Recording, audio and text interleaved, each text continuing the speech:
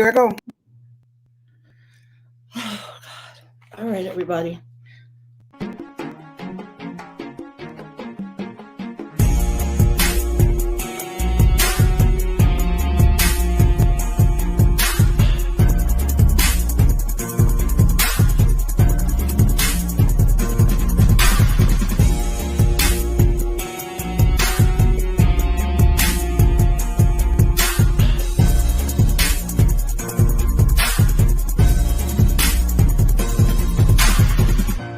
They don't want you to know the truth.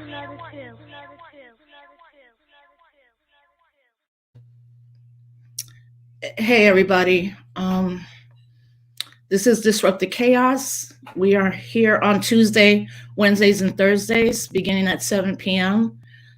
I'm realizing that a lot of people tonight may be watching streaming video of the continuing rebellion in Minneapolis. And, honestly,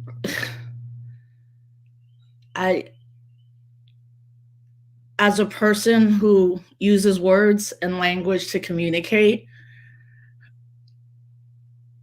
I don't know what's happening. Look, I'm just going to say this straight up for today's show, especially if my parents are watching, because I don't have the best language sometimes, even though I use my words, and I tend to curse, and I'm not going to try to do that today.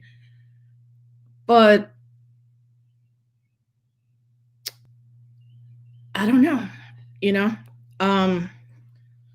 for me as a independent journalist, I don't think there's anything wrong with showing emotion. In fact, as an organizer, I don't think there's anything wrong with showing emotion. I think being able to be vulnerable and deal with what we're dealing with as a people at this time, it's really important, so let me first recognize that there are not only people in Minneapolis right now rebelling. There's people all over this country, particularly in LA and Memphis and DC, in New York City. The situation is minute to minute. But before we get to some video and go to our guests for tonight, what I do want to say is that I just watched a press conference from the FBI field office and the district court and all of that, right? And having been part of movements against police brutality and murder, I have seen so many press conferences like this, but today was an extra special one. Because not only was whiteness on display, the utter callousness of everyone who spoke today. They are saying, and this is what I really got out of it, and I hope people watch, because they are saying that what they see on video now is not enough to bring any charges against not only the murderer who killed George Floyd. I was telling my husband just this right now. I was like, do they want the country to burn down? Do they want a real rebellion from Black and brown people in this country? Because that press conference is exactly what we need to be fighting against right now. They said they have to see the evidence. What other evidence do you need? But then I want people to remember that this is Minnesota. And first, we need to call out the ecosystem in Minnesota. That includes Amy Klobuchar. I brought her up last night, but I know she's on that short list with Joe Biden. She needs to be immediately removed from that list. She shouldn't even be the senator. She needs to resign right now. So if white women want to do something right now, go get your girl, tell her to resign, and let her go into the night. Because all the years she was there, she never one time indicted a police officer. And neither did the district attorney. But for someone who has been part of electoral politics even if you just said the words because they were the right words to say to try and quell the rebellion that's happening, obviously they don't get the memo. So not only does she need to be held responsible, we have to look at Minnesota, and we have to really begin to look at the Midwest in general around police brutality and harassment. Because we always focus on the East Coast and the West Coast. I live in Albany, New York, 2.5 hours out of New York City. I always tell people in the city, you think police brutality is bad in New York City? Come up to where I'm at. Albany, Rochester, Buffalo, Binghamton, Oneonta. There are cases every day, Syracuse. Or let's have a historical memory, and let's remember Tamir Rice in Columbus, and let's remember Michael Brown in Ferguson. Because, see, people there rebelled. And what I also found utterly untenable to watch the analysis on CNN was somebody said, well, Jesse Jackson, we spoke to him today. My daughter's 15. Who the fuck knows who Jesse Jackson is? I respect him. I know who he is, but you're going to fly in Jesse Jackson, the Attorney General Keith Ellison, the first Muslim American to be an attorney, in the House, but now he's the Attorney General in Minnesota. And all they kept saying is, please, everybody calm down. We don't want destruction. No, you don't mind destruction when you kill people, but let a target go in flames, and that's the problem. And we also have to contextualize this at the moment of COVID-19. First of all, I'm like, how many Black and brown people are unemployed right now? Maybe people need food, Maybe people need diapers or baby food or baby formula. People haven't gotten any relief. I'm already surprised that we haven't been rebelling, a little bit more, and I understand why, because we're in this place, as my mentor, Dr. Vega, said, it's not social distance, it's physically distant. But now we're seeing people come together. So we're fighting only COVID-19 and its disproportionate effects around African Americans. We're fighting a narrative over African Americans being making unhealthy choices, which is a false narrative of why they get COVID-19. Latinos aren't even being counted, undocumented people, Native American people. And then we have to not only watch a 9-minute suffocation of a man. I think about the people who were saying, please stop, you're going to kill him. And I think I mentioned this last night, but I said to Justice, I said, would we be those people that would step in? I would want to be one of those people that step in. I think I would, but maybe at that moment, I would see 4 cops with a lot of guns, and maybe we would be like, they're about to light us all up. So what we have to do right now as organizers is first support the people in Minneapolis. I want to be going down to Minneapolis right now. But I won't go until I can go in the capacity of being a journalist. Because I'm not going down there to fly over for 3 or 4 days and then put on my Twitter or hat. I was in Ferguson for 4 days. No, we don't need flyover organizers or activists. We need to support the activists and organizers on the ground right now. That's what we need to support. Don't be going over there to get a little badge so you could apply for your grant that, will make you sit at tables with people who aren't impacted, trying to pass policy that hasn't worked.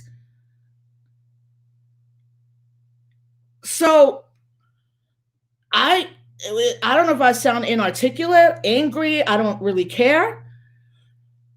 But they have just called in the National Guard into Minneapolis, which is interesting because I got a text message from a friend like, oh, the white boy who's a mayor is good. I'm like, until he sends in and calls the National Guard. So here you have this young white mayor put in office by a lot of progressives and African American and Latino folks in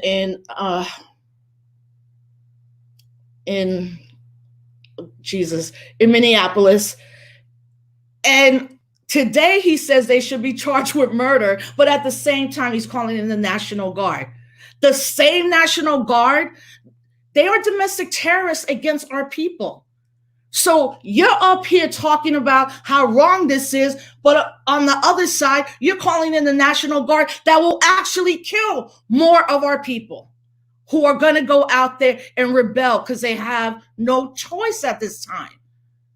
So for me right now, I don't want to see white women crying. I don't want to see white men talking about, yeah, let's arrest. It was murder. I don't want to hear about a police chief. How the hell does the LAPD police chief even have a voice in this conversation right now?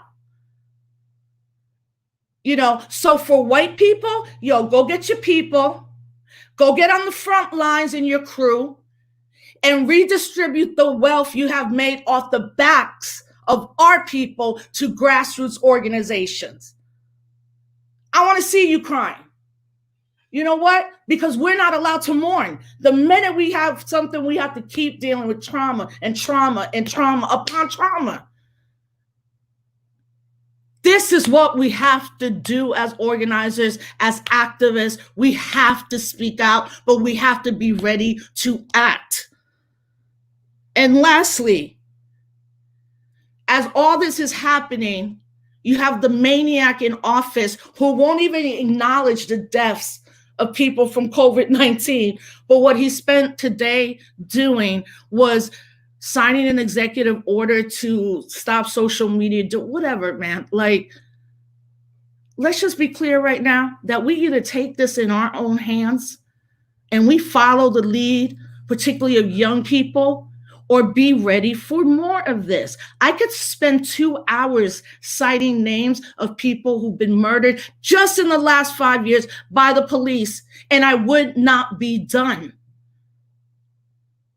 So, Tandi, if we have any video, and then I think it'd be great if we just bring Elle and T-Dub, since they're already in the studio, in together.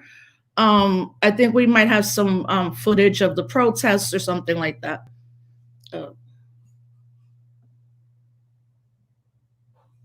Okay.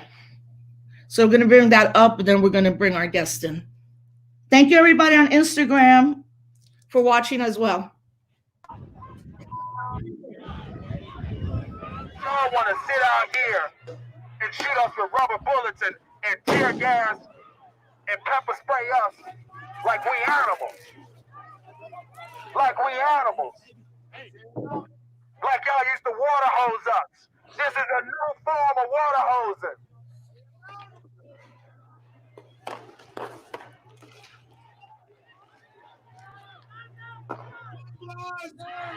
Black lives! Black lives! Black lives! Black lives!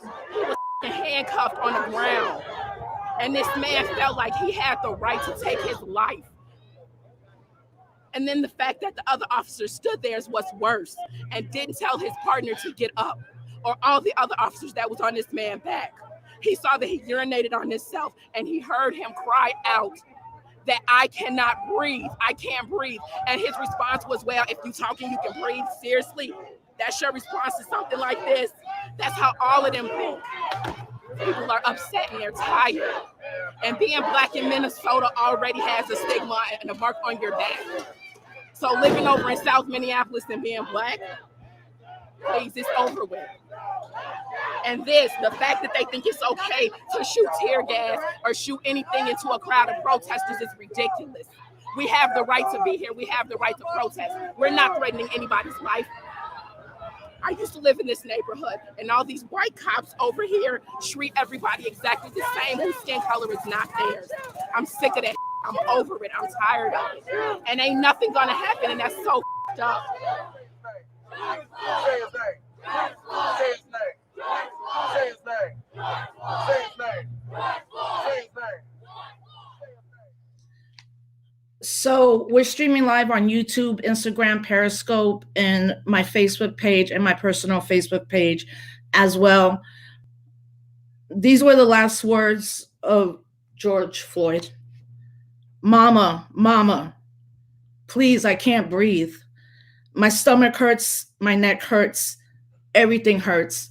They're gonna kill me.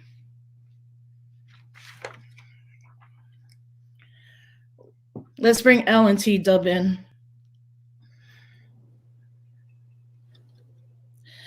Elle Hearns is an artist, community organizer, and speaker from Columbus, Ohio. She's the executive director and founder of the Marsha P. Johnson Institute and a co-founding member and former strategic partner of the Black Lives Matter Network. T-Dub-O is a hip-hop artist, activist, founding member of Hands Up United, and hails from St. Louis, Missouri. As a frontline Ferguson protester, he faced down police, tear gas tanks during the Ferguson Rebellion after the murder of Mike Brown by the police. I can't believe it's been 6 years since that time, T and Elle, when I met you both. I don't know. Elle, help me out here. T-Dub, help me out. I don't know what to say right now.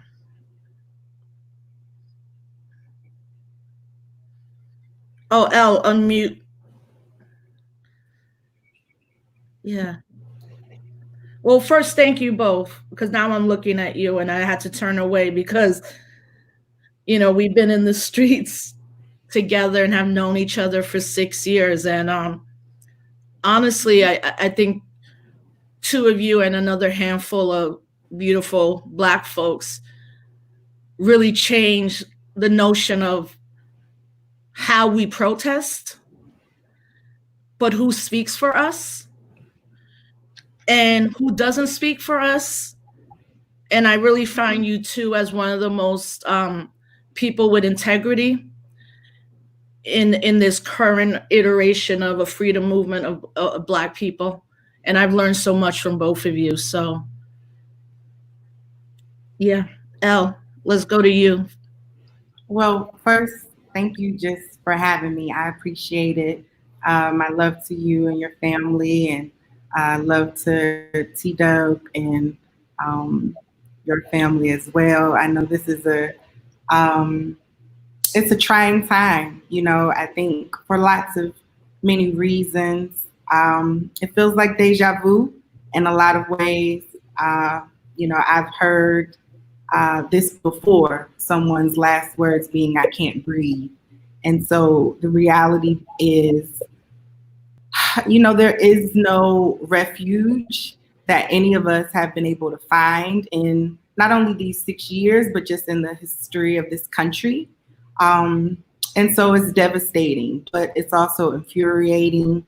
And to be quite honest, I'm very numb to any of the realities of what's happening. Not only are we living during a pandemic, but we've already been living through so many pandemics.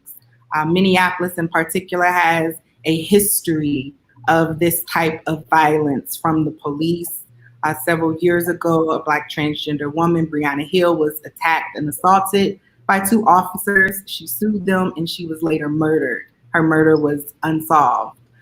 So there is a track record of this type of insidious violence at the hands of not only the police, but the state.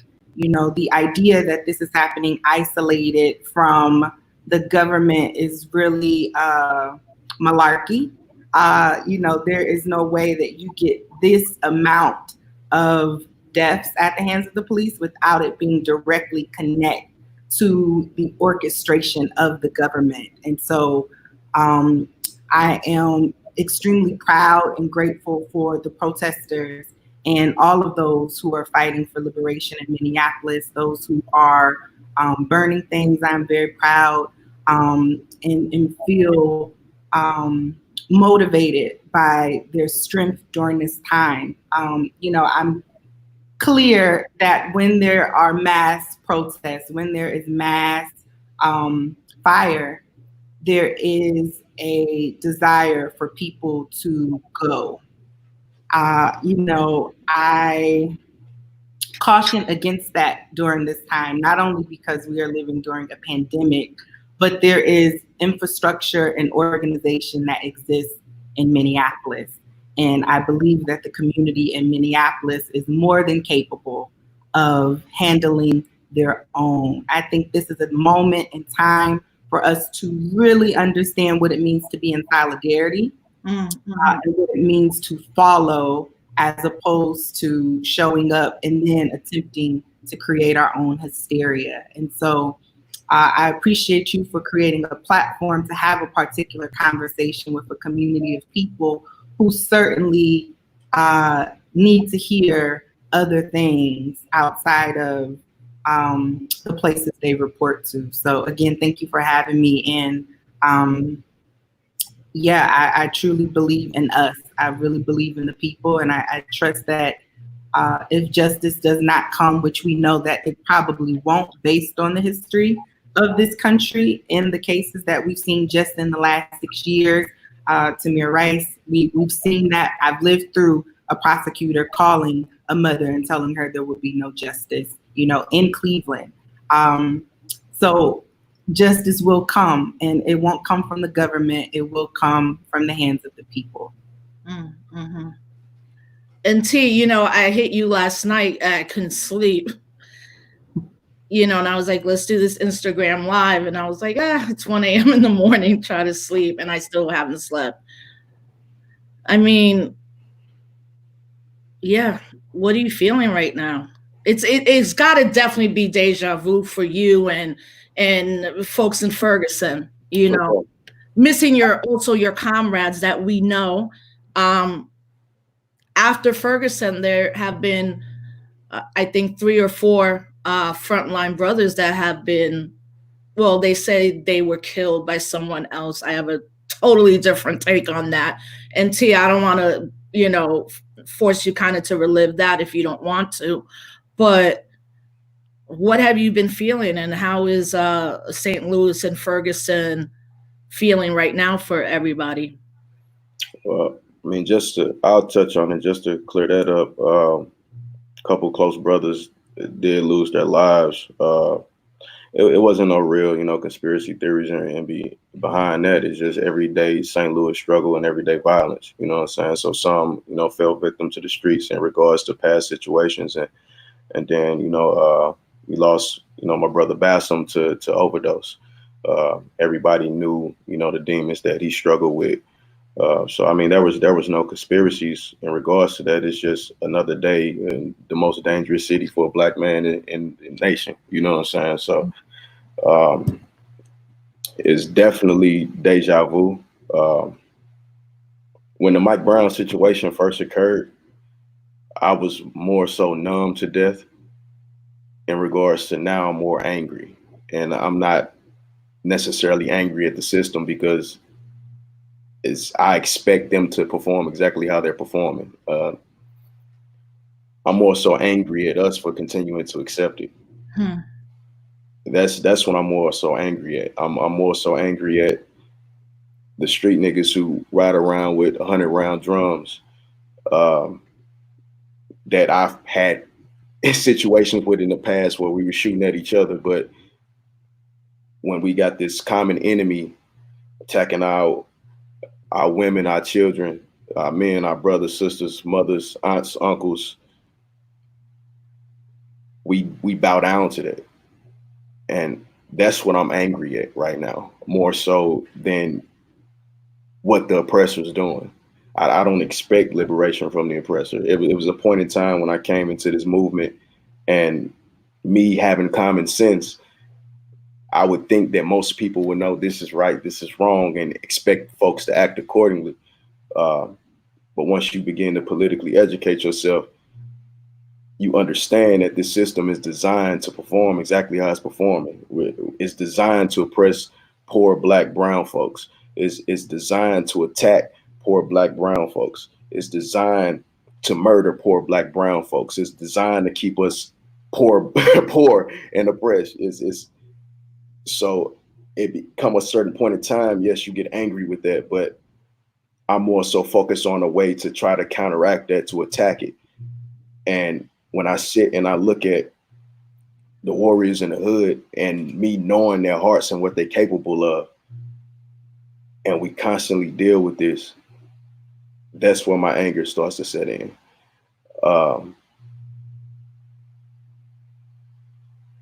Just to be even talking about this again after going through the Ferguson situation and so many other situations after that, myself and Reek, like, we try to stay away from watching these type of videos because it's no lie, like, it is triggering. You know, it's a lot of wounds that we still trying to heal from. You know what I'm saying? Like, just the everyday trauma of growing up in St. Louis, regular death. Like, most of my friends are dead.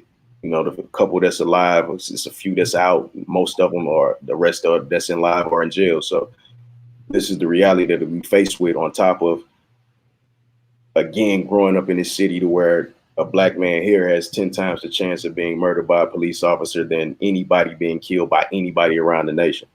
So Ferguson was the first highlight nationally, but this was a reality that we were dealing with our entire childhoods up until our adulthood growing up.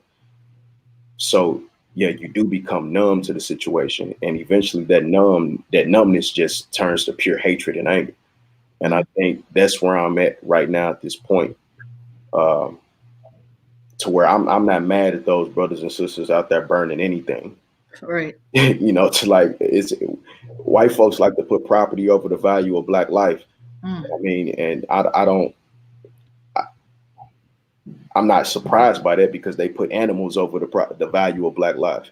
So it's expected.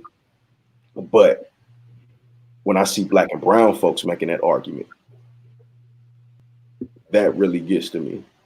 When I see black and brown folks having an issue with a target being set on fire in regards to somebody who just got their life taken by a public servant that we pay the salary of to protect and to serve that community, not harass, murder, and extort that community. I have an issue with that. When people bring up black on black crime in regards to these situations, I have a huge issue with that. And I think it all comes down to lack of political education in our community. And again, the lack of where to aim their rage, because they're angry. They may not want to admit it, but I know they're angry. How could you not be? And I want to send light to that man's family, because I know it's a hard situation. Not only the fact that you just lost a loved one senselessly, but to see the hurt and the pain in your community right now, just to see it in flames, in regards to also losing a family member. Like, that's something that you got to be a strong person to deal with it. Yeah. And Elle, you know, as a Black trans woman, what I will always, not only as a historian, as a trained historian, but also as an organizer, you know, when I first met you and so many other Black and Latina trans women, I had realized that until I met you all, I didn't ever have that intersectional approach. And I was actually very angry with myself. Like, why have you not progressed? Like, why is everything within a gender context, you know, very man, woman to me? And I just remember having a conversation with you, you know, we were eating somewhere and you were like, no, I'll answer some questions, but you're going to have to learn some stuff on your own. And I was like, thank you. And I actually had a conversation with T-Dub about that too. It was a post-Ferguson anniversary. And, you know, he was very honest and was like, yo, y'all show up and then you disappear. And I was like, I'm not that person, you know? So I found so much comfort in both of you. Also, making sure that organizers and movements develop more, even though we should be more developed at this point. But as a Black trans woman, what are the things that we're still not doing right as organizers? Or maybe we are. And I want you to talk a little bit about why you founded the Marsha P. Johnson Institute, and the work that you're doing there. As well as I want everybody to know that Elle, has been a guiding part of the Tamir Rice's family, and has kept as an organizer that integrity with the family, and probably walked away from some things that didn't include the family or had integrity for the family. Yeah, so I'm going to be very honest about probably a lot, but I'll keep it short as I can.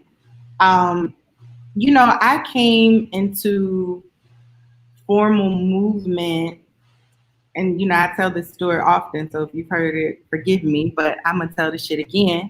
I came in just a bitch from off the street. I didn't come in from a background where I had a master's degree from higher ed, or I came in under the mentorship of Al Sharpton or some shit like that. That wasn't my story. That really wasn't my draw to any of it. I came in as someone who was homeless 6 months, prior to the murder of John Crawford. I came in as someone who really wanted to see better for Black trans women. And it actually happened to be around the same time that there was a larger conversation happening around Black people. And, as a Black woman, I recognized there's a particular experience that I've had that is missing just from Black people's understanding of who we are as a people, period. And so that really became kind of the focal point for the work that I began to do in my own community, creating space for Black trans women to actually be together safely without having to worry about the police or worrying about a nigga killing us. And then that kind of matriculated into, those women going to Ferguson, and, the rest is somewhat history.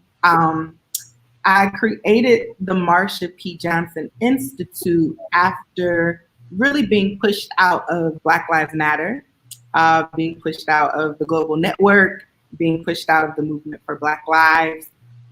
As a woman who has the experience that I have, when things don't make sense, things don't make sense. And I've never been somebody to never highlight that things don't make sense when they don't make sense. And because of that, there certainly were attempts to obscure me from movement. But one thing that I always had was a clear vision of the bigger picture and a clear understanding of what was needed for my community. And so out of respect for Marsha P. Johnson and her legacy, and I think the legacy that was formed around the infiltration of Black trans women into this larger movement, it really became clear that there needed to be an organization to not only carry on that work, but to actually speak truth and to do work in building communities that were for us, as opposed to begging and asking white people, to do their part. So, lo and behold, the Marsha P. Johnson Institute is an organization that protects and defends the human rights of Black transgender people. There's a lot that we're not doing right. I think that there's this idea that if we elect the right Black person, that it will absolve all of the structures and the conditions that already exist. I use Obama's presidency as a great example of the same shit is still going to exist. It's just going to be a nigga with a smile in office. So you're going to get the same results. You're just going to have a smiling nigga telling you to feel better about it. and then blaming you also at the same time. So, you know, I think that's the number one thing that organizers and structures that are popular are doing wrong. You know, I think that popular movements have an opportunity to really bring a fight for freedom, a fight for liberation, a fight for ourselves to the forefront based on access, based on platforms, based on privilege. But that's not necessarily the ways that you see people organizing in popular movements. So I think that's the number one thing. Money, you know, is the number two thing. I think that the draw for money starts to become more important than the draw to our people. And one of the reasons that most of us ever did any of this is because something happened to us first. And then we realized that if this shit is happening to me, then this shit is probably gonna happen to the little niggas that come up after me. And so that was the thing, is like, young trans women I didn't want to see in a jail cell. I went to jail. I didn't want that to be the reality for another young bitch who could have had a different future, maybe if she would have had somebody in her life like me. So the thing is, it's very easy to forget the reasons why we started and to forget about the history, because there is an opportunity to gain a lot of money from doing this type of shit. There's a lot of money that exists, but there's no street code around the money. Right. There's no agreement around the money. And so people start making decisions and not being transparent around why they made those decisions. And then when a bitch like me shows up, everybody just tells me to shut up. Right, because you have all the receipts, literally. You know, but then you know, not in that way, but I mean, I think what you're saying is really important, because I've witnessed the ascension of a lot of people very quickly, and then that visibility is power, which is like, no, it's not. And you know, one of my first mentors ever, Dr. Vivian Gordon, when I was an undergrad, said, when they start putting you on the magazine covers, when white people start coming for you, when they start giving you awards, you're not doing the right thing. And she told me that almost 30 years ago. And I don't really, like, you know, do you, is what, you know, I tell people. But I also, again, as a historian, I'm like, no, we have to have the interrogation, the resistance, and the internal oppression. And lastly, why is it that in organizing and movements, we really don't ever want to talk about money and capitalism? Like you were just saying, right? Well, we do talk about it. We say we believe in it, but our practice around it always discourages the idea of the belief. So if you are accepting things that only further elevate capitalism, that's not actually something that you can uphold as a principle or something that you're fighting for, because all of your actions are always going to go against this thing. So that's why we don't talk about it, because we would actually have to live in the contradictions of our choices. And no one wants to highlight that their actions actually are not getting us any closer to anything but the same result. And that's the reason why you don't hear it in the movement spaces that we've been in. You don't hear any real clear politic around Black people.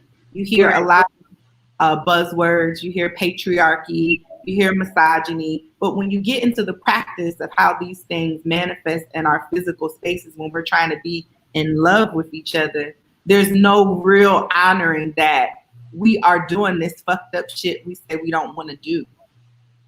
Yeah, and T, I mean, you know, what I do also really think it's great that both of you have been part of is starting your independent institutions that can speak for us, you know, and you all have Hands Up United, but I mean, I also know you've had a similar experience around, you know, what I think of it, you know, I'm also like rethinking language a lot, because I'm like, well, Now people organize because they get paid to organize. And for me, I learned that lesson pretty quickly, being fired from every major nonprofit.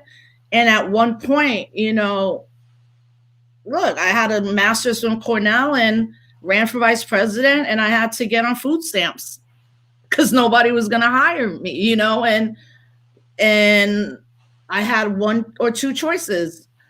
I try to like keep going into this nonprofit industrial complex, or I go and get my PhD because it's something I wanted to do for myself, and really understanding Black intellectualism and the fact that for me, like theory doesn't just come from quote professors. For me, like intellectualism is from the streets, Right.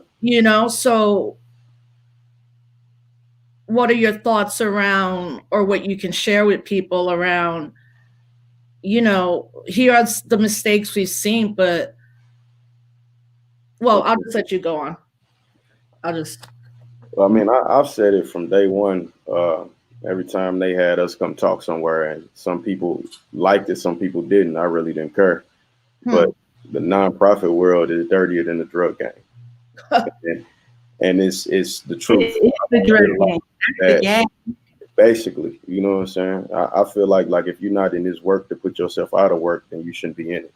Mm-hmm. If you don't have that as an ultimate goal, then you're not really trying to change anything.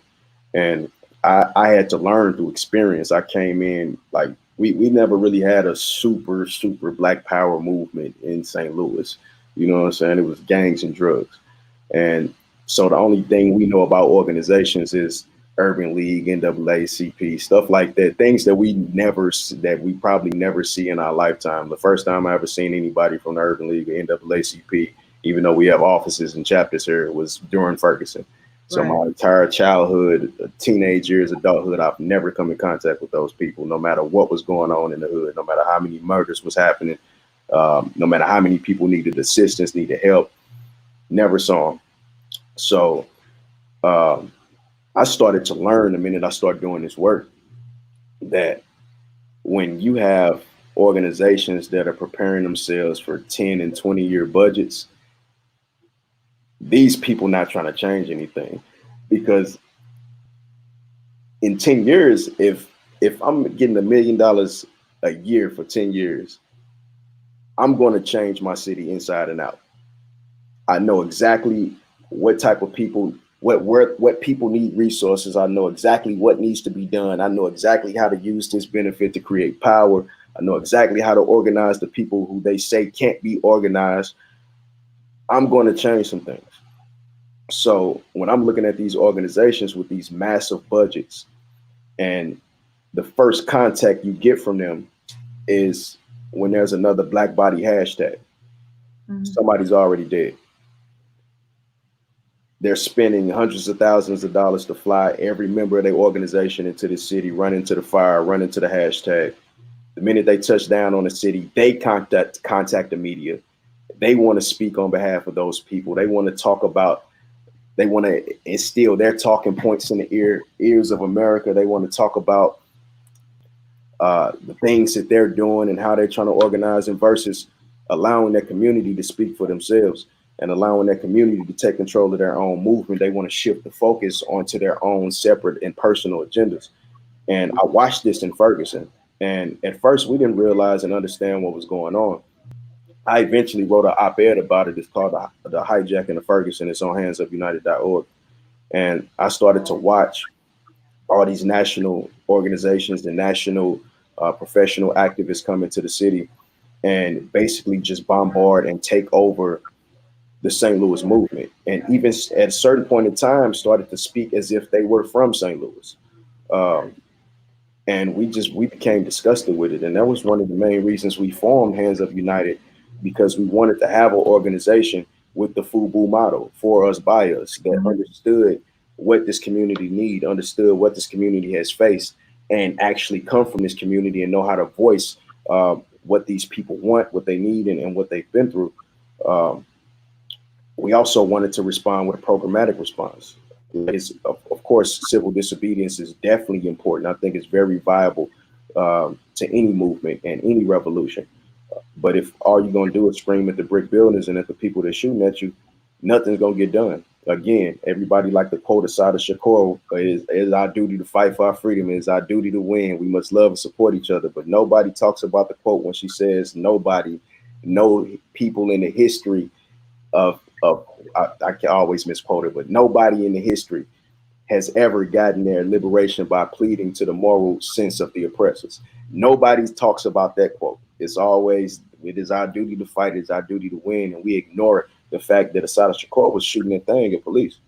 You know what I'm saying? Like she was returning fire, she was busting back. So if we gonna talk revolution and really be about this work, and let's get it done. And the sad part and the sad reality of the situation is majority of these people that call themselves quote unquote organizers, they not willing to do what it's really going to take for Black and brown folks to become liberated. They're not. I don't see it in them. And when I walk into these rooms, all I see is sheep. I see no killer in their eyes. I can smell the fear in their face when I open my mouth. When I walk into the room and they're shocked to see me with the tattoos on my face and how I talk, to see their reaction. I know if they was walking down a dark alley with me at night, they would walk on the other side of the street. But they in here claiming that they fighting for Black folks when they still have the same mentality of the oppressor. And that's where we're going wrong. You got this old guard that's set in their ways that think that they got the answers. But if you had the answers, we wouldn't be dealing with this situation. It still would be Black men and women and children getting murdered on a daily basis by public servants. The wealth disparity wouldn't have grew between Black and white families higher than the peak of apartheid in South Africa. And this was under Obama's watch. Just to highlight on those Black politicians they say we should put our focus on. Yeah, I mean, that's what I you know, and of course, like our non-gender conforming people, queer, trans people. Sure. Yeah, definitely. You know, but I have to say, when I saw that picture of you and Ashley and a couple of other people with Obama, I was like, now this is fascinating. Oh, it was interesting. Yeah, that's why I was like, first, God, I wish I could have been in that meeting, and we have to talk about that even more offline. But, you know, as I was going around the country and kind of seeing within, especially the academics, begin to hijack what you were all talking about, I would walk into these academic spaces like, did you even talk to people like T-Dub or Tef Poe and Elle Hearns or? Oh, Rosa, it gets dirty. We got to the point, me and you have had some of these conversations, man. Yeah. It got to the point to where they were using us to say, hey, we want you to come and talk and educate these people. And just for us, like, our lives is on the line. Like, we really want to change things. So we like, yeah, no problem. We come out and we go out and we start, you know, talking and educating people in regards to the situation in St. Louis and the things that we're trying to do to combat this. Whole time, these organizations are raising money on us and we have no idea. They're using us to raise money. We have absolutely no idea. They leave Ferguson, they had a book, they take all the funders that wanted to give to the organizations that were coming up in Ferguson. We have no contact in regards to that. The grants that we did receive through Hands Up United, there was a certain point in time that we had a disagreement with our first physical sponsor. And due to that disagreement of us not wanting to be on a string and do what they wanted us to do, they sent all the grants back.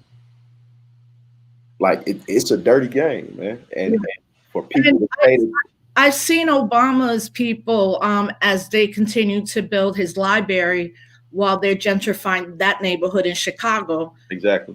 You know, have used all of you. Like, I've seen it in pamphlets. I've seen it in like diversity academic conferences.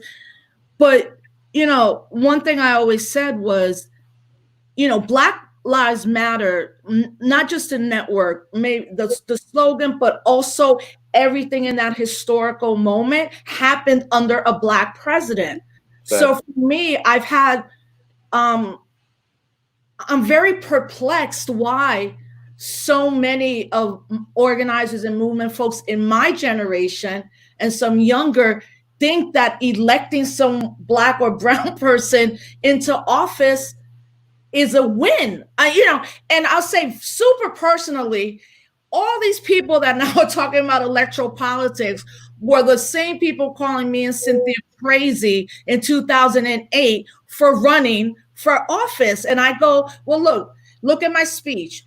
Let's look at this platform from this third party, the Green Party. Everything we want is there. But the thing is, ideas are something. And if you can't articulate them and get people on, that's your organizational problem. Right. Which I have also interrogated. But I'm like, we're in 2020 right now, and y'all still thinking Black and brown people getting into office is what's going to save us? We're in worse positions now. Before, I mean, there's the most Black and Latino elected officials ever, and this is where we're at. So Elle and T, I want you to talk about that a little bit. And then we're going to bring in Tandiwe Abdullah, because I also feel that what we have to do in alternative media spaces now is I want to hear from 15 and 16 and 17-year-olds. Definitely. I need to, and we need to, because we have children in our lives that we mentor, and we're bringing them up to be movement babies. I was not born into a movement.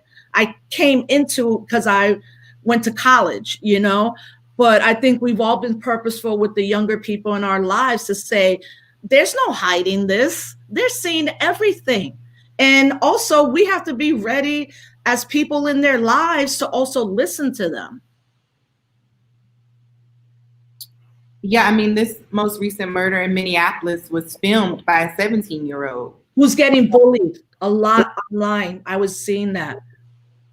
Yeah, so the thing is, the idea that we have choices is it's just a falsity. We do not have choices. Our children do not have choices. This is happening during a pandemic. Right.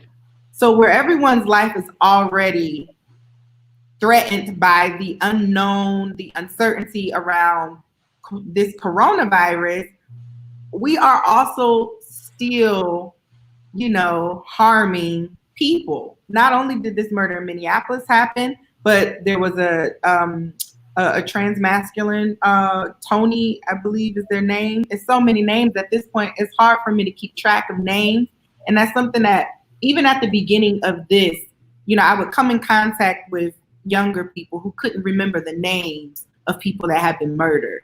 And so I say, if you're going to do your due diligence, you have to remember the names. And even in this moment, I'm like, there's too many names, but there were 3 murders that happened, at the hands of the police. So there's no care, there's no empathy, there's no concern for people. In New York City, we're seeing people be attacked for wearing their mask incorrectly. A woman was slammed on the ground, her baby had to watch that interaction. So the idea that we have choices, we don't. We only have a choice to literally fight for our lives. And that's literally what we're doing. The thing that we have not done, we have not made the decision to fight for other people's lives. That's the thing that has really caused us to be at a standstill as Black people, is we are only willing to fight for a certain type of Black person. We have not decided that Black people as a whole are worthy to be saved, are worthy to be mentioned, are worthy to be remembered. And until we do that, until that is our political act, we won't actually get any of this freedom. None of our hopes will be realized. We have to literally make a decision as a people, because the thing is, we have freedom fighters, we have liberators that we can reference, but it was a far few of them and so many more of us. So you get in the side of Shakur because she made a commitment. How many other women didn't make that commitment? And so I do think that right now we are all uncomfortable. And this is the first time that I think we've all been uncomfortable by something, which is the coronavirus. So naturally, it's already a dog-eat-dog world. We've seen that literally just medically. Black people do not have the means to travel to China. So why are Black people dying disproportionately if we ain't been outside of our neighborhoods, but to go to work? So that in itself is already, I think, something that just speaks to what's happening around the individualism of this moment, and what also is just happening to us as natural occurrence as humans. So this idea that Black people are going to be able to liberate themselves without falling into individualism you know, that again is the falsity. So there has to be a mass movement, whether that's underground or above ground, that happens where Black people have literally made a commitment to not only fighting for themselves, but fighting before violence ever meets us from the hands of the state. The idea that we don't have enough generators, we also don't have enough masks, we also don't have ain't no bulletproof vest from the police. Right. You know, you shoot the police, you're gonna get arrested. We saw Breonna Taylor's boyfriend get arrested for shooting back because he thought it was an intruder into his home. So we're playing by different rules. Until we're all shooting back, until we all have the means to protect ourselves, this is going to continue to happen, and it's going to be an unfair game for those of us who are already very disconnected from the idea of the Savior's hope.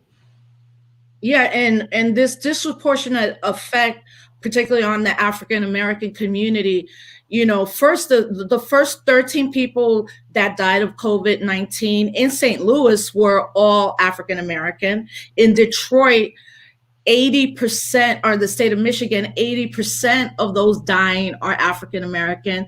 Now in New York City, they talk about New York City as the epicenter, but people don't realize New York has boroughs, right? So when you're talking about the epicenter, is seeing footage, you're seeing Times Square in Midtown and the Upper East Side. They're not going to the Bronx where I was born. They're not going into Ridgewood, Queens. They're not going into Flatbush, Brooklyn, even though Brooklyn is super gentrified.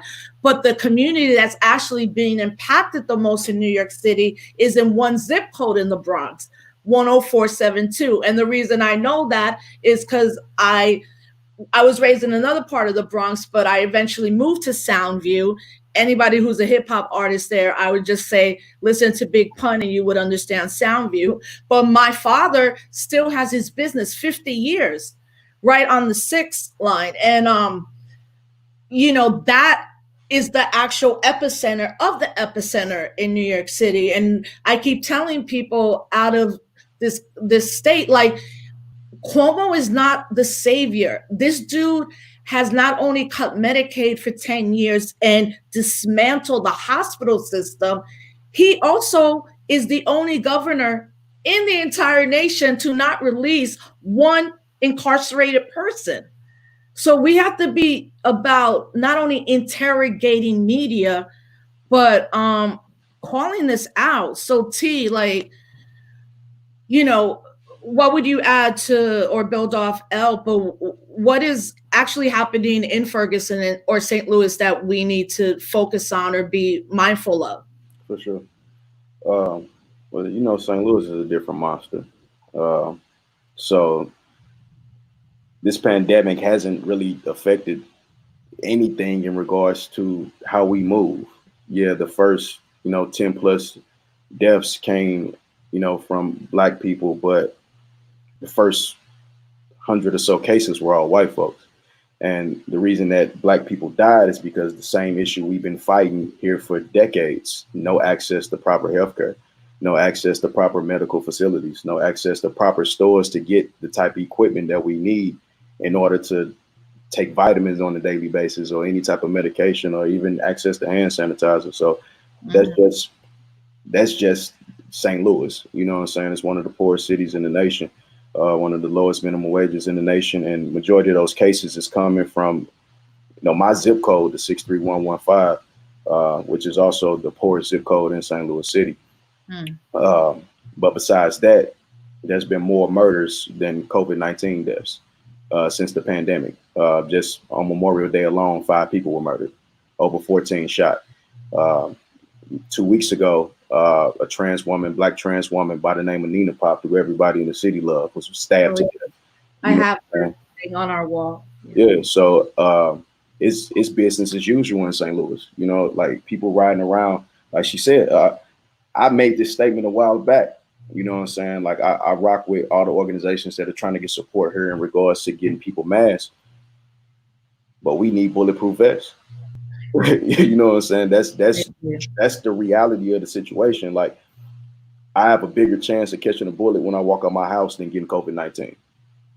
And that's not taken away from the seriousness of this pandemic. That's just giving reality to the seriousness of our situation on a daily. And in regards for this type of lifestyle and people to think that politics and politicians are going to save that and stop that, just electing a black politician is absolutely absurd. Perfect example. They said the reason that Mike Brown was murdered was because black folks don't vote. That was one of the outlandish things that we heard. The following year, we changed the Ferguson City Council to over half black. The police force is now half black. There's now a black chief. There's also a black woman running for mayor, which hopefully if Oh, we lost T. Hopefully your computer didn't run out of well, let's see. We'll try to bring him up. Technical difficulties, but I see Tandiwe has been here also. So let's bring, and Elle, let's unmute Elle as we try to get T-Dub back in. Hey, Tandiwe, how are you, sweetie? Hey, Auntie Rosa, I'm good. Hi. I'm so glad to see you. I just want you to talk about how you're feeling right now. And yeah, let's just start with that. How are you feeling right now? Having been in, the movement a while now, from when we first met you, oh my God, 6 years ago. And now you're all going to college, but how are you feeling right now? It just feels like a lot. I mean, it seems like last week, we were grieving Ahmaud Arbery and Sean Reed, and now we have 3 more folks to grieve. And like, how much is it going to take? I'm like, I don't know. Honestly, I just feel like the change that we're seeing right now is not unlike the outrage and all of that. It just feels like it's going to go away. It feels like it's, something that people are considering as a trend. It feels like it's something that people think they can get a little quick amount of clout over just for putting hashtag BLM, and then it'll be over. And honestly, I'm just over all the non-Black allies doing their little posts and then walking out. And that's what I feel like is carrying the social media George Floyd wave. While there's, real protesters who are being tear gassed and pepper sprayed. And I remember when I was 10 in Ferguson, I remember seeing stuff like that. And so just to see the videos of what's happening in Minnesota and then look on social media and see like how different it is to the energy that's on the ground, it's kind of just making me really upset. Yeah, that's kind of where I am. And we got T-Double, so let's bring everybody together so we can stay in conversation together. But Tandiwe, I think also, what's interesting is that those of us who have children or take care of children and bring them into the movement space, especially like I know your mom and me, when I was out there, and Alicia, we were bringing her up into that space. People sometimes called us irresponsible mothers, right? Like, well, they shouldn't be in the streets, and why are you having them? And they're 10 years old. And I had to say one time, like, well, yeah, Tamir Rice was 12 and Ayanna Jones was 7. So, we either bring them, and we also know as mothers when it's time, like, okay, and that's when I remember we were at that big protest, and we were at near USC, and that car drove into us almost. And Uncle Justice took Amon and Amara, and I kept you and Alicia. Well, your mom took them because I threw something at the car, so which I shouldn't have done, of course, but maybe. But how do you feel? Like, I just feel like almost all your life and Alicia's life, where you are at age, half of it has been watching video after video after video of Black, mostly African American, Black, and brown people being murdered. How do you deal with that?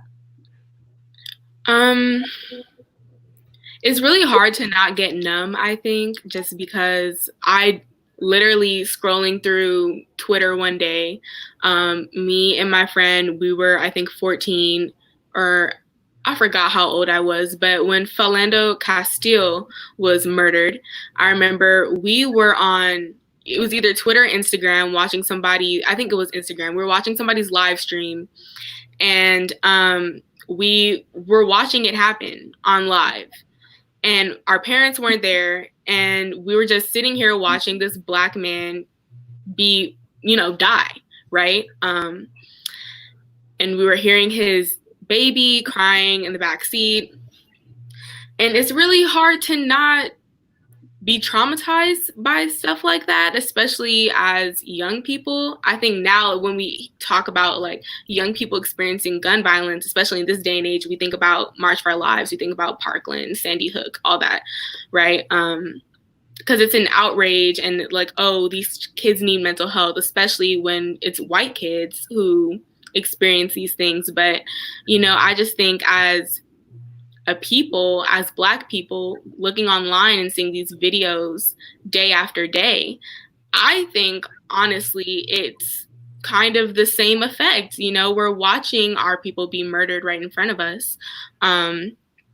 So I think it does do something to our mental health and our sanity, but I think it also makes us different than other generations, just because we are so young and we have such easy access on social media, that it's like probably different than the rest of the older generations, how they had to like come into it on their own. We just see it online. Yeah, and that historical moment of the civil rights movement that people often try to erase or don't talk about is that there were 8, 9, and 10-year-olds being arrested and getting water hose. But what I think happens now is that we're in this space where we're just seeing death, murder, and oppression and not talking about resistance. And there's an organization called Existence is Resistance that my homegirl Nancy, who's the most dopest Palestinian person you will ever see, and is working on a documentary actually with Mark Lamont Hill about Black Palestinian. And she always tells me is like the minute you're born in Palestine, just you living is resisting, the state of Israel and the international world back in Israel, right? And the annexation of Palestine and the West Bank. But obviously you have friends. Do you have friends that similarly think like you, or do you also have friends that you're like sometimes, well, read this or let's have a discussion? Are you able to teach your crew and your circle things that they're not getting not only in high school but maybe not at home? I mean, honestly, I do feel different than a lot of my friends in the sense like I was always like this. It's becoming a trend now for young people to be like, revolutionaries. But I mean, how old was I? When I was like 7 or 8, I tried to make like a organization with my little friends in elementary school. Like I've always thought like this. And I think that is largely in part due to my mom, like always putting me in protests and teaching me from when I was little. But so yeah, it wasn't really cute when I was in middle school and elementary school to talk like this. People were more interested in, I don't know, Power Rangers and Pokemon and all that stuff. So I think now it's hard for me to bring up these conversations with my friends because on the one hand, I do want to say like, hey, can you read this book? Because I read it before. And at the same time, I do want people to come to their own understanding because I feel like that's something that not that I never got to experience, just that it wasn't my experience. So I think it's a delicate balance, but honestly, I'm really proud of my generation and like my friends, because I do think that one way or another, people are starting to, come to the revolution on their own will, come to protest, even if their parents say no, even if it's not safe, they find a way. So yeah. Yes, I want to be super respectful of everyone's time because, I know we're not sleeping. People are calling us. So I'll go to Elle and then T Dub from some last words, and we'll end with Tandiwe. And make sure that all of you give out your information where people can reach you or your institution to support. Go ahead, Elle. No, I'm just thinking to I'm like, child, we in quarantine. Ain't too much and nothing else to do except talk your shit. But I think this is really a moment in time where, we all have to really tap into our bigger picture. And, the events that are unfolding, are constantly reminding us it's not just us in the picture. There are so many other people who are experiencing not only what we're experiencing, but different things, losing someone to coronavirus, that's been my experience as of recent. Right. And that is something that is so isolating because, this is really somewhat of an invisible threat you don't see coming, and you don't have a lot of time, honestly, to prepare yourself. So, for me, it's really been about what do I have time to prepare myself for? What decisions can I make for myself that will certainly have a impact on not only me, but those that I love and the people around me. We can't save the world. I think that's one thing that's super important, is that we remember to be our own heroes as opposed to a hero for everybody else. Our liberation dreams certainly exist for the betterment of our communities and for Black people.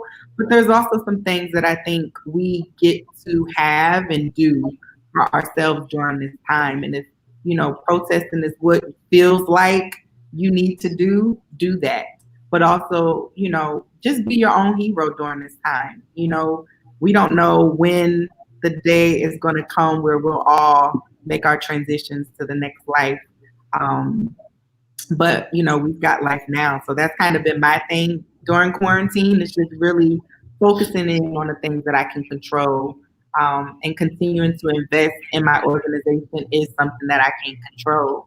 Continue to support people, that is something that I can control. So, if folks are interested in the Marsha P. Johnson Institute, you can follow us at MPJ Institute on all socials.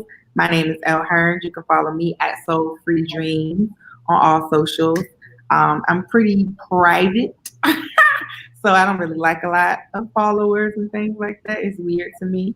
But nonetheless, say hey if you're about, that action. Yeah. And T. I'm also just want to end off with some closing words for the folks on the ground up in Minneapolis. There's a couple things that we learned early. Some of the first support that we got actually came from folks over in Gaza. I know everybody don't have access to official gas masks. We got some tools, some toolkits on Hands Up United that can show you how to make makeshift gas masks out of 2-liter bottles. Of course, everybody know, use milk. If you get your gas or mace, that helps. It's going to be a certain point in time to where they're going to block signal in regards to cell phone service. Be prepared for that. Little laser pointers, they help in regards to running from helicopters. Trust me, it works. We've had to shake several helicopters on the ground in Ferguson, and laser pointers definitely help. Always set up and have a meeting place in case people get separated. Have a scheduled meeting place that everybody knows where it's at, where everybody can get to. that if people get lost and cell phone Right. service is down, you know exactly where to go. You definitely need a safe space. Uh, I would say I don't know who's on the ground organizing in regards to bail support. There's some people here in St. Louis who are very, very well experienced with that. If you guys reach out, I can put you in contact with them to help you in regards to setting up bail support and fundraising for bail support because you will need it. Uh, Legal observers. You need people to basically isolate themselves and put themselves at risk just to legally observe the situations that's going on. Watch everything that they do in regards to abusing your constitutional rights. And do not let national organizations come in and bombard your movement. Stand strong. Do not let them come speak to you. Don't let D-Ray show up. Don't let D-Ray show up in his vest and stand in front of your camera and speak on your behalf. Like, get him out of there. Rest in peace to D Seals. He smacked him. So please remove him from your midst ASAP. There's a guy by the name of Dirk Brown running around saying Ferguson. Everything that he films, everything he finds out about in regards to rallies, meetings, he's giving that information to the police. We know because he does it here. So you see him, get him away from you. What's his name again? Dirk Brown. Oh, okay. Yeah. Okay. Yeah. You see him, get him away from you. If any national organizations come in claiming that they want to help and they want to help you fundraise and get money, make sure you can control those meetings yourself. Make sure you get those contacts yourself. Because at the end of the day, they will use what's going on in Minneapolis to pad their budgets and they will escape and you won't see or hear from them ever again.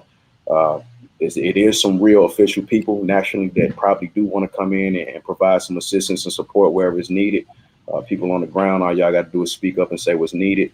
And it will be some people that come and provide that type of support. Other than that, stay diligent, stay strong, don't back down. If you got the right to legally be armed out there. Every protest in Ferguson, it wasn't a point in time I didn't have a weapon or two or three or four. So, and that was just in case, you never know really what's going to transpire. And I am one of them type of people. I'm not going to sit there and allow somebody that's with me be hurt. I'm going to do whatever needs to be done. And I know there's some folks out there that thinks the same way. It's a place in the movement for everybody, but every place isn't everybody's. That's a quote that Rick likes. So, yeah, man, I just wanted to end the last words with that. If y'all like dope gangster shit in regards to rap, follow T-Dub on everything. You got some revolutionary music on there and you got some real street shit. So again, y'all need any type of support in regards to from real folks down in St. Louis, reach out, Hands Up United on everything, T-Dub on everything, and we'll do what we can. I think that's so important, all the things you just listed. And, as someone that was in Ferguson more than one time, I realized that those drones were, as you were telling us, they were using drones not only to get footage, but they also had some kind of machine that could zap your phones. Definitely. So, the next time we went, you all told us, also have an extra battery. Battery pack, yeah. Yeah, and the first time I got there with Talib Kweli and Jessica Care Moore, we were walking through the airport and I said, let me get this GoPro camera.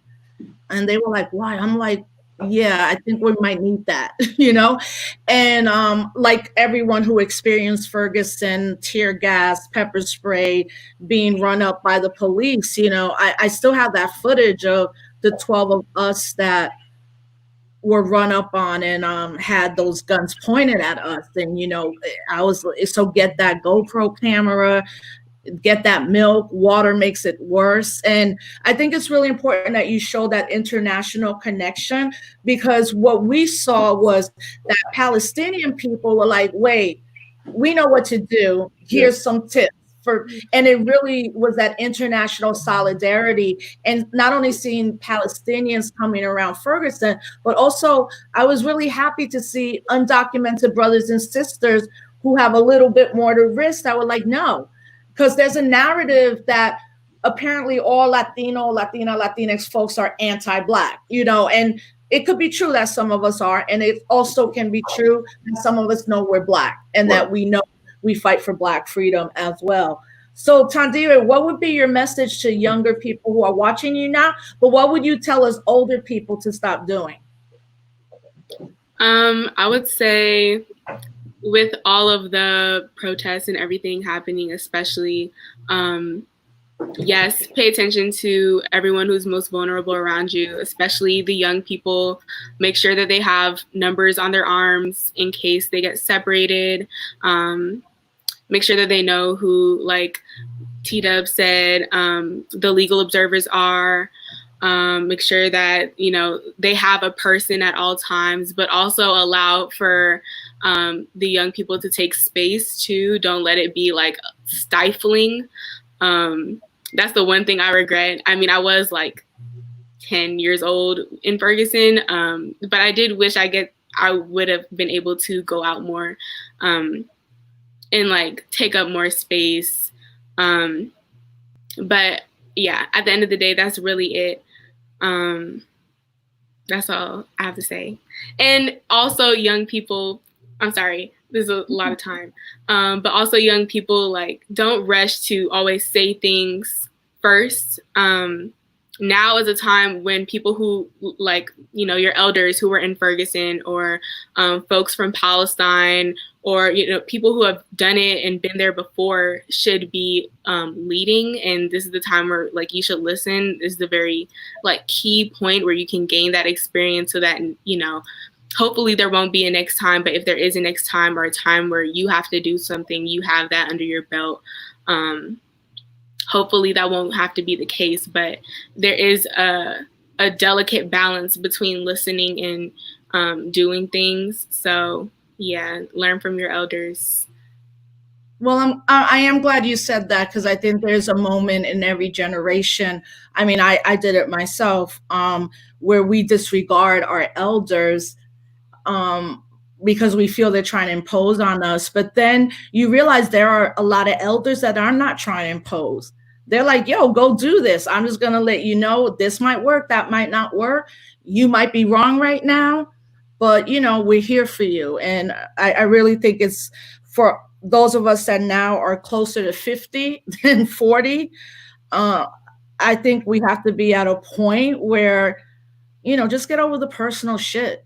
You know, we're trying to live right now, you know, and these little things that the system does to divide and conquer us, if you don't know it by 48, you might need to step out and just be out the movement at this point, you know. I want to end and then thank all our guests, but I want to end with the words of my daughter, Alicia. 1 second, Rosa. I just want to thank you. I just want to thank you for modeling, you know, what it means to not only be in service, but to be open to learning and not necessarily always having to be the answer. That's been really helpful for me in my journey, to be able to watch somebody else who is older than me model humility. It's such a rare thing to come across in these popular movement space. There's a lack of humility. There's a lack of honesty and transparency. And that's something that I've never not experienced with you. So I just wanted to take just a little moment to just say thank you for that. Publicly, I tell you this privately, but also publicly, I think it's so important to just acknowledge that there are models that exist where there are awful models that also exist. I think Dub said it best when, you know, he said, like, there are some genuine people. It's a lot of work to figure out the genuine from the fake. We 6 years into this larger idea of something, and we still figuring out shit about people that we thought we fucked with 6 years ago, and we don't fuck with them now because we know the truth about who the fuck they was. You've been the same truth teller since I met you, and I just wanted to say thank you for that, because I don't fuck with a lot of people, and I never will, but I do fuck with you. I know. And so does T-Dub. And what I always say is, when they tell me I'm wrong, then I am wrong. And, you know, that comes from my elders as well. And maybe because I wasn't born into a movement, maybe, I don't know. But I just think that every couple of years you must interrogate yourself as an organizer And you have to surround yourself with not yes people. You know, I got my hardcore crew, but I also know at a certain point, like, lay back, stay back, and support. You know, and thank you for sharing your love with me. Because, you know, one thing I always say to my comrades is we have to tell each other we love each other. That's why I randomly text once in a while. How you? All right, you don't have to text back. I love you. You know, because if we can't even tell each other we love each other, then what are we doing? Like, what are we doing? So I want to end and then first thank all of you. But I want to end the words with my daughter, Alicia, who, even though we're in the same house, I don't see her a lot. She's like, stay away. This global pandemic is messing with me. And I looked on Instagram and I had to say, man, this is not a signal of how I think me and Justice have parented her, which, yes, but how the movement has raised her. And it's on her Instagram. And she said, my skin color is not a weapon. How many more I can't breathe? How many more hands up don't shoot? Ever since we came to America, we've been retaliated against. If y'all think we're going to back down, you must think we're stupid, because that's not something we are willing to do. You must look at yourself in the mirror as a person who is white and realize how much privilege you have. This is for Black people, Indigenous people, Latina, Latinx, Latino people. This is for Pacific Islander people. This is for every race that has been discriminated against. We are people. We bleed the same red, but y'all still shout the same blue. This will never be a back down, but an uprise. White people either got to get on point or move out the way. There's no room for hate in the earth. We filled it up enough, us as kids. We are the next generation, and what we do should bring change. Change is what we need. We can't move backwards. We've done that enough. It's time to move forward. My skin is not a weapon. You know, and I just really want to thank everybody that's been out there and that has helped us raise our babies. And, you know, I love y'all so much. And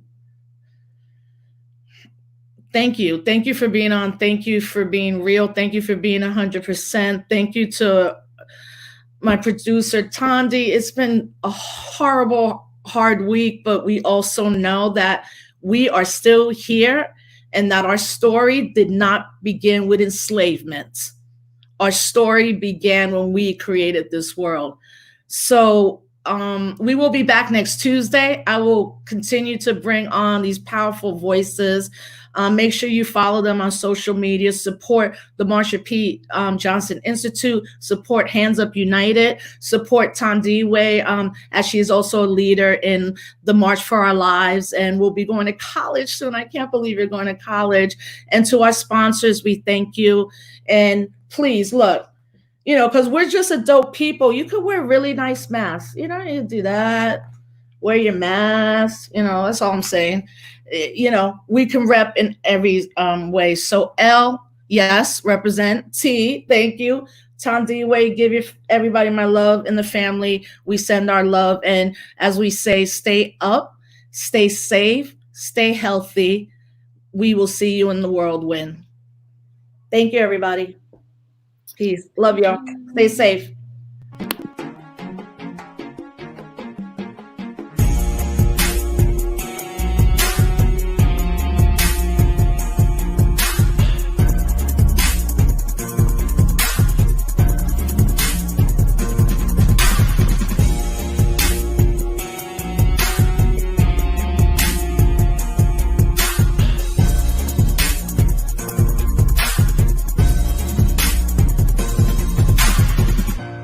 They don't want you to know the truth. Hey. Thanks, Mom. You're welcome.